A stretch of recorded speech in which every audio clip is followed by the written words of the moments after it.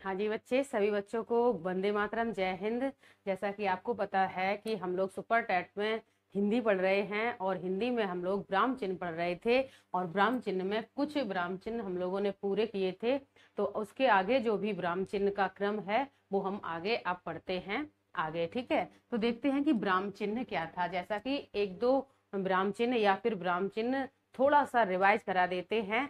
विराम चिन्ह क्या बता रहे थे? विराम चिन्ह, यहाँ पे विराम का मतलब था रुकना, ठहराव या फिर विश्राम या आराम से। ठीक है, जबकि चिन्ह का मतलब था, यहाँ पे चिन्ह का मतलब था कोई संकेत, पहचान, ठीक है, या फिर अपना कोई निशान। तो इस तरह से ये ब्राह्म चिन्ह में हम लोगों ने 10 से 11 ब्राह्म चिन्ह पूरे कर लिए थे इस तरह से।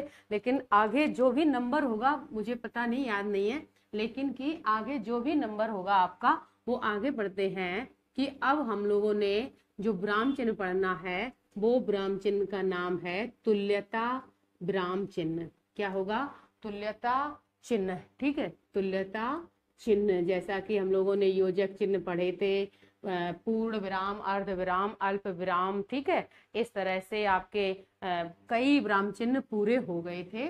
तो आगे देखेंगे तुल्यता चिन्ह। तुल्यता चिन्ह कैसा होता है और कब लगाया जाता है? ठीक है, तुल्यता का चिन्ह कैसा होता है और कब लगाया जाता है? तो देखेंगे तुल्यता का मतलब होता बराबर, तुल्य। तुल्य मतलब कि दोनों चीजें कैसी हैं? समान हो, तो तुल्यता कहा जाता है। तो इसका चिन्ह इस तरह से आपको लगाया जाता है। ठीक है, यहाँ पे इस तरह से इसका चिन्ह होता है बराबर के जैसा। इसका मतलब है कि जब दो कोई वस्तु हो या कोई भी शब्द हो, संख्या हो, कुछ भी हो, दोनों आपस में कैसे हो? बराबर हो, दोनों का अर्थ समान हो। एक तुलना करने वाले शब्द में इस तरह का चिन्ह लगाया जाता है। तो जैसे कि एक उदाहरण से समझते हैं, हम लोग एक उदाहरण से समझते हैं। यहाँ पे क्या होता है? यहाँ पे एक शब्द है सन्निधि। क्या शब्द है? सन्निधि। ठीक है, ये शब्द है यहाँ पे सन्निधि। इसका मतलब होता है, सन्निधि का मतलब होता है अत्यंत निकट। क्या होता है? अत्यंत निकट। तो कहने का मतलब या तो हम सन्निधि लिख दें या फिर अत्यंत निकट लिख दें। क्या लिख दें? अत्यंत निकट। एक ही बात हुई। ठीक है, तो कहने का मतलब सन्निधि का मतलब क्या है, अर्थात सन्निधि का बराबर का क्या अर्थ शब्द हो सकता है? तो सन्निधि के बराबर का शब्द हो सकता है अत्यंत निकट। ठीक है, इस तरह से कोई भी जो भी बराबर की संख्याएं होंगी वहां ये तुल्यता चिन्ह का प्रयोग किया जाता है। जैसे एक आपका संख्या बता दें, जैसे सरल संख्या लिख दें, जैसे 4+6। ठीक है, 6 और 4 कितना होता है? 10 होता है। तो ऐसे करके बराबर करके 10 लिख देते हैं। कहने का मतलब ये जो 10 संख्याएं हैं वो 4+6 के बराबर हैं। ठीक है, एक ही जैसा नहीं दिखेंगी वो, लेकिन उसका जो मान होगा, मतलब होगा, वो बराबर का होता है। ठीक, देखो सन्निधि लिखा और यहाँ अत्यंत निकट लिखा। कहने का मतलब ये है कि दोनों अर्थ बराबर के हों तो वहां पे तुल्यता चिन्ह का प्रयोग किया जाता है। ठीक है, ऐसा आपने जान लिया तुल्यता चिन्ह। अगला चिन्ह जानेंगे हम लोग। अगला चिन्ह जानेंगे, अगला चिन्ह क्या हो सकता है? अगला चिन्ह आपका कोष्ठक हो सकता है। कोष्ठक होता है। ठीक है, कोष्ठक, जैसे कि आपको एक में बताया था उद्धरण या अवतरण, ये दो प्रकार के होते हैं। एक एकहरा और दोहरा होता था, वहां पे थोड़ा सा याद करवा रहे। ऐसे ही जो कोष्ठक होता है ये भी दो प्रकार का होता है। कोष्ठक कितने प्रकार का होता है? दो प्रकार का होता है। पहला होता है इस तरह से, इसको कहते हैं, ये चिन्ह आपने खूब से प्रयोग किया होगा मैथ में। ठीक है, ऐसा चिन्ह जो होता है उसको कहते हैं छोटा कोष्ठक। क्या कहते हैं? छोटा कोष्ठक। ठीक है, छोटा कोष्ठक। तो जब भी इस तरह से बना होता है तो इसको छोटा कोष्ठक कहते हैं। और इसी का दूसरा होता है जो मैं इस तरह से ये बना रही हूं, इस तरह से इनको कहते हैं बड़ा कोष्ठक। क्या कहते हैं? बड़ा कोष्ठक। ठीक है, तो आपने देखा कि कोष्ठक दो प्रकार के होते हैं, एक छोटा कोष्ठक और एक बड़ा कोष्ठक। जैसे कि कोई भी छोटा जो भी शब्द होता है वहां छोटे कोष्टक में लिखा जाता है। जैसे मैं ए इस तरह का अगर कहीं बना है या बना रही हूं तो आपको ये छोटे कोष्टक में लिखना होता है। ठीक है, छोटे शब्द छोटे कोष्टक में लिखे जाते हैं और बड़े शब्द बड़े कोष्टक में लिखे जाते हैं। अगर आपका ए इस तरह से बना है और आपको कोष्टक में रखने के लिए कहा गया है तो आप बनाएंगे बड़ा कोष्टक। कोई भी संख्या हो सकती है, जैसे संख्या भी हो सकती है। जैसे हम एक के लिए इस तरह का साइन रोमन में प्रदर्शित करते हैं तो ये हमारे छोटे एक माना जाता है, तो हम इसको इस तरह से कोष्टक लगा सकते हैं। और इसी को डिजिट में लिखने के लिए हम इस तरह से लिखते हैं। तो आपका इस तरह से मतलब कि बड़े कोष्टक और छोटे कोष्टक का अंतर समझ में आया, या फिर क्या इसका चिन्ह होता है। सबको ये पता होता, ये सरल है कि कोष्ठक दो प्रकार के होते हैं, छोटा कोष्ठक, बड़ा कोष्ठक। छोटा कोष्ठक छोटे शब्दों के लिए या छोटी संख्याओं के लिए प्रयोग किया जाता है। बड़ा कोष्ठक बड़े शब्दों के लिए, जैसे कि जो कैपिटल लेटर होते हैं उनके लिए प्रयोग किया जाता है। ठीक है, तो तुल्यता चिन्ह और कोष्ठक चिन्ह यहाँ आपने दो जान लिए। अब हम लोग जानते हैं तीसरा चिन्ह। तीसरा चिन्ह जानते हैं इतिश्री चिन्ह।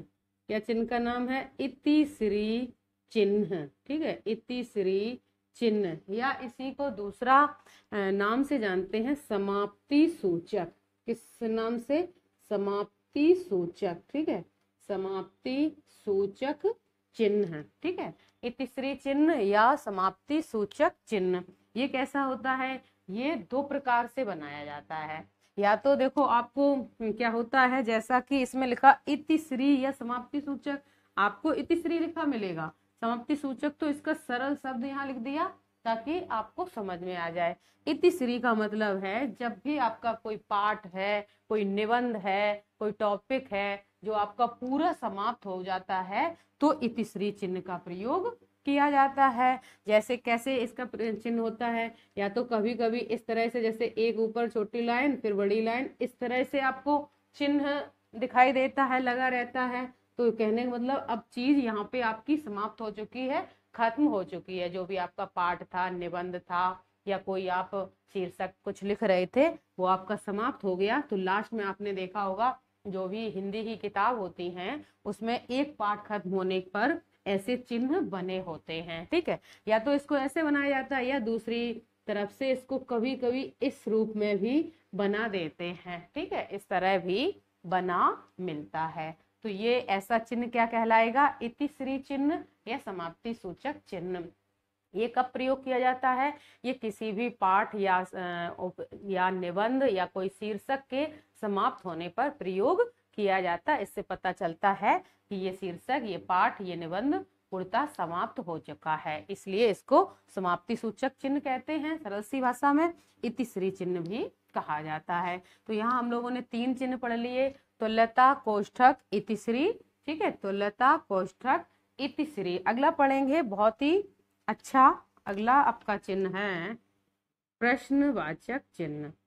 प्रश्नवाचक चिन्ह, प्रश्नवाचक चिन्ह। ठीक है, तो जैसा कि प्रश्नवाचक सभी को पता है, एकदम सरल है कि इसका आपका इस तरह से ऐसे साइन होता है, इसी को प्रश्नवाचक चिन्ह कहा जाता है। क्या कहा जाता है? प्रश्नवाचक चिन्ह कहा जाता है। और ये किसी भी जो प्रश्न होते हैं, जो भी प्रश्न जैसे वाक्य होते हैं उनमें प्रयोग किया जाता है। इसका एक वाक्य लिख दे रहे हैं, जैसे कि आपका वाक्य लिखा हो, ताजमहल, ताजमहल किसने बनवाया? ताजमहल किसने बनवाया? बनवाया। ठीक है, और यहाँ आपको इस तरह से ये चिन्ह मिलता है। तो किसने, किसकी वजह से ये चिन्ह मिला? किसने, यहाँ ये जो शब्द है किसने, ये प्रश्नवाचक शब्द है, इसकी वजह से हमें प्रश्नवाचक चिन्ह का प्रयोग करना पड़ा। ठीक है, तो आपने देखा प्रश्नवाचक चिन्ह इस तरह से और ऐसे कोई वाक्यों में आपका लगाया जाता है। ठीक है, तो आपने यहाँ कितने पढ़ लिए? तुल्यता, कोष्ठक, इतिश्री और प्रश्नवाचक। अगला देखते हैं, अगला चिन्ह देखते हैं आगे, विस्मयादि बोधक चिन्ह। ठीक है, अगला चिन्ह क्या है? विस्मयादि, विस्मयादि, विस्मयादि बोधक चिन्ह, विस्मयादि बोधक चिन्ह। इंग्लिश में इसको एक्सक्लेमेटरी सेंटेंस या फिर एक्सक्लेमेटरी साइन कहते हैं। ठीक है, सेंटेंस में साइन लगाया जाता है। तो इसका साइन कैसे होता है? एक इस तरह से जो पूर्ण विराम का साइन होता था उसके जैसा होता, लेकिन उसके नीचे यहाँ पे ऐसे बिंदु रखा रहता है, एक पॉइंट रखा रहता है। इसको विस्मयादि बोधक चिन्ह कहते हैं। सरल सी बात, ये आपका कोई भी आश्चर्यजनक शब्द हो तब लगाया जाता है, आश्चर्यजनक शब्द हो तब लगाया जाता है, या फिर कोई कोई क्या हो रहे हो, या फिर कोई किसी भी प्रकार का शोक आदि व्यक्त हो रहा हो। ठीक है, शोक व्यक्त हो रहा हो तब लगाए जाते हैं, या फिर किसी से घृणा व्यक्त करी जा रही हो तब ये लगाए जाते हैं। ठीक है, या फिर बहुत सारे शब्दों में अलग अलग प्रकार से लगाए जाते हैं। ग्लानि, ग्लानि, किसी की ग्लानि हो रही हो, या कभी कभी आपने देखा हो आशीर्वाद जैसे कोई शब्द होते हैं वहां पर लगाया जाता है। ठीक है, तो आश्चर्यजनक में जैसे कि अरे ऐसा क्या हो गया। ठीक है, आश्चर्यजनक में क्या शब्द आ सकता है? अरे, इस तरह से आगे आपको ये ऐसा चिन्ह लगा मिलेगा। शोक में हा, हाय, इस तरह से शब्द होते हैं, हा या हाय, और इस तरह से आपका चिन्ह लगा होता है। ठीक है, घृणा, थू थू, छी छी, इस तरह के। ठीक है, छी छी, छी छी, ऐसे थू थू, तो ऐसे हो जाता है। ठीक है, ग्लानि का मतलब होता है, यहाँ पे ग्लानि का मतलब होता है कि किसी की मतलब कि कोई क्या हो गया, हानि हो गया। ठीक है, इसमें भी कहते हैं अरे चौंक करके, मतलब कि ओहो, ओ, अरे कहते हैं, क्या कहते हैं? अरे, इस तरह से हानि हो गई हो, या फिर थू थू भी इसमें कर देते, इसमें दोनों प्रकार के शब्द आ जाते हैं। ठीक है, आशीर्वाद में जैसे कि शब्द होता है जीते रहो, ये किसके लिए होता है? आशीर्वाद के लिए होता है, जीते रहो। तो इस तरह के आपके कोई भी शब्द होते हैं और यहाँ आपको ऐसे साइन लगा मिल जाता है, तो ये विस्मयादि बोधक का चिन्ह कहा जाता है, माना जाता है। ठीक है, होता है, विस्मयादि बोधक का चिन्ह होता है। तो आपने देखा कि विस्मयादि बोधक का कैसा होता है, प्रश्नवाचक का कैसा होता है, इतिश्री, कोष्ठक और तुल्यता, इतने देख लिए। आगे देखेंगे, अगला चिन्ह होता है विसर्ग का। ठीक है, अगला चिन्ह क्या होता है? विसर्ग का चिन्ह होता है, विसर्ग चिन्ह। ठीक है, विसर्ग चिन्ह, विसर्ग चिन्ह, बिल्कुल सरल। विसर्ग चिन्ह जैसे कि आपको इस तरह से दो बिंदु रखे मिलते हैं, इस चिन्ह को विसर्ग चिन्ह कहा जाता है। ठीक है, इस तरह के आपको दो बिंदु रखे मिलते हैं, उन्हें विसर्ग चिन्ह कहा जाता है। ये किन शब्दों में प्रयोग किया जाता है? जैसे कि हिंदी में आपने देखा हो पुनः लिखा होता है, ऐसे विसर्ग लगी रहती है। ठीक है, पुनः शब्द में क्या लगी होती है? विसर्ग लगी होती है। और प्रायः, प्रायः शब्द में क्या लगी होती है? विसर्ग लगी होती है। ठीक है, प्रातः, प्रातः, इसमें भी विसर्ग लगी होती है। या फिर आपने देखा हो कि दुखी लिखा होता है और हमारा जो इस तरह से यहाँ विसर्ग लगी होती है, इसी तरह दुखी सही माना जाता है। तो आपने देखा कि विसर्ग का आपका प्रयोग बीच में भी हो सकता है और अंत में भी हो सकता है, दोनों जगह विसर्ग का प्रयोग होता है। तो विसर्ग, इससे पहले मैंने आपको इससे पिछले वाले वीडियो में एक बताया था उपविराम। ठीक है, इन दोनों में अंतर समझेंगे, ऐसे ही क्वेश्चन आएंगे। उपविराम, इसका भी चिन्ह इस तरह मैंने बताया था। ठीक है, तो इसमें दोनों में ये अंतर है कि जो उपविराम है ये किसी शीर्षक जैसे शब्दों के लिए प्रयोग किया जाता था। ठीक है, जैसे विज्ञान एक अभिशाप, इस तरह से। और क्या होता था, जैसे कि विज्ञान मैंने लिखा और इससे विज्ञान से ये थोड़ा सा दूरी में होता था। ठीक है, पहला तो शीर्षक के लिए प्रयोग किया जाता, दूसरा विज्ञान कोई भी शब्द होते हैं उससे थोड़ी सी दूरी में होते हैं, और तीसरी इसकी ये पहचान है कि अंदर ये ब्लैंक होते हैं। अंदर कैसे होते हैं? अंदर ये देख रहे हैं आप, खाली होते हैं, ठीक है। जबकि विसर्ग की अपनी एक पहचान होती है कि विसर्ग के अंदर कोई भी खाली जगह नहीं होती है, पहली बात। और दूसरी बात ये होती है कि ये किसी भी वर्ड से क्या होता, बहुत ही मतलब पास में लगे रहते हैं। इस तरह नहीं लगाया जाएगा विसर्ग को कि आपने यहाँ लगा दिया ये विसर्ग हो गई, इस तरह वाले चिन्ह को विसर्ग नहीं माना जाएगा। विसर्ग का मतलब है कि इसके पास में ही आपको लगाना पड़ेगा विसर्ग। तो ऐसे विसर्ग और उपविराम में जो अंतर होता है वो इस तरह से होता है, बहुत ज्यादा नहीं होता है। कभी कभी ये अंतर करना, यहाँ केवल चिन्ह दे दिए जाते हैं तो ये समझ में नहीं आता कि ये उपविराम है कि या विसर्ग है, ठीक है। तो उपविराम में आप देख रहे हैं किसी भी वर्ड से थोड़ा दूर होगा, शीर्षक के लिए होगा, या फिर इसके अंदर खाली स्थान होता है। और विसर्ग में आपके पास होंगे और इसके अंदर खाली स्थान नहीं होते हैं। और विसर्ग आपका किसी शब्द के बीच में भी और शब्द के अंत में भी दोनों जगह प्रयोग किया जा सकता है। तो विसर्ग की ये पहचान थी, तो मैंने यहाँ आपको पहचान बता दी विसर्ग की, ठीक है। तो अगला चिन्ह आपका होगा, अगला चिन्ह होगा आपका, अगला चिन्ह हो सकता है कोई भी चिन्ह ले लो, जैसे अनुस्वार, अनुस्वार, ठीक है। अनुस्वार, हिंदी में अनुस्वार आप देखते हैं क्या होता है और इसका चिन्ह कैसा होता है।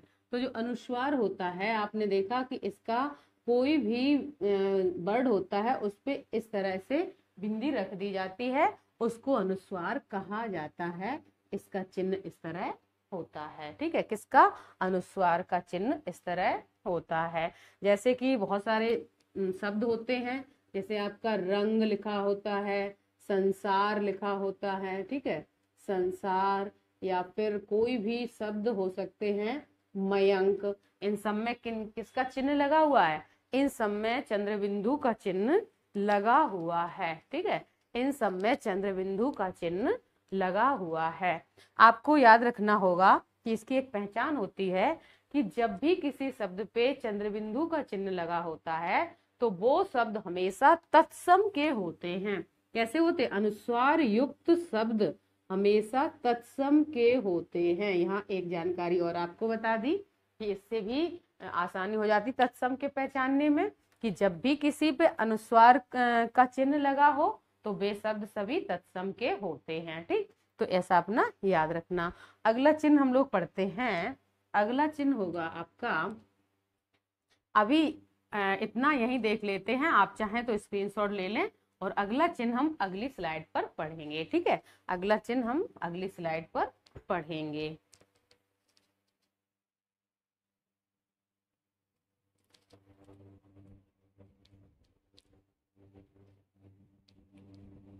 तो आपने देखा कि तुल्यता का चिन्ह बराबर जैसा होता है। कोष्टक दो प्रकार के होते हैं, छोटा और बड़ा। इतिश्री किसी पाठ के या फिर सारांश के या निबंध के समाप्त होने पर लगाया जाता है। प्रश्नवाचक चिन्ह किसी भी प्रश्नवाचक वाक्य में लगाया जा सकता है। विस्मयादि बोधक चिन्ह विस्मय, आश्चर्यजनक, घृणा, ग्लानि, आशीर्वाद आदि शब्दों में लगाया जाता है। विसर्ग चिन्ह हिंदी और संस्कृत दोनों में प्रयोग किया जाता है। ये शब्द के बीच में और शब्द के अंत में दोनों जगह प्रयोग किया जाता है। अनुस्वार युक्त जो शब्द होते हैं वो हमेशा तत्सम के होते हैं, ठीक है। और इसका प्रयोग हिंदी और संस्कृत दोनों जगह किया जाता है, ठीक। अगला चिन्ह पढ़ेंगे हम लोग।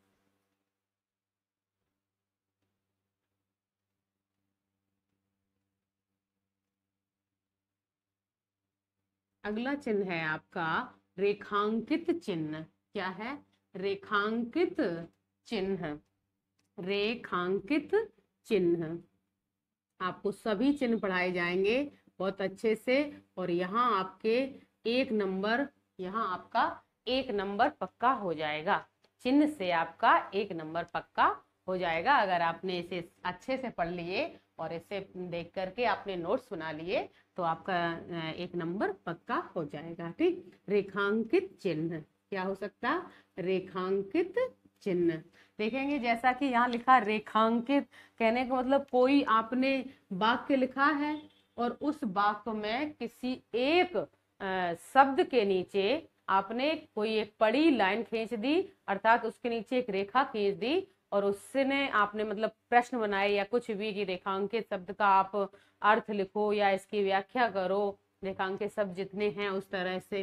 तो इसमें क्या होता कि नीचे किसी शब्द के नीचे इस तरह से बड़ी लाइन आपको दिखाई देती है, इसी को रेखांकित चिन्ह कहा जाता है। ठीक, ये किसी भी एक कहते एक पैराग्राफ में या फिर कोई एक वाक्य में एक शब्द को पहचान करने के लिए या एक पैराग्राफ में कई शब्दों की पहचान करने के लिए रेखांकित चिन्ह लगाया जाता है। इससे ये होता है कि रेखांकित चिन्ह की आपको व्याख्या करना है, अर्थ लिखना है, तो आपको सिर्फ उन्हीं का अर्थ लिखना है जिनके नीचे रेखा है, रेखांकित किए गए हैं जो। ठीक, तो रेखांकित में यहाँ कोई खास नहीं है, इस तरह से है, आप देख सकते हैं इसका चिन्ह इस तरह है और क्यों किया जाता है ये मैंने आपको बता दिया। अगला चिन्ह आपका है कि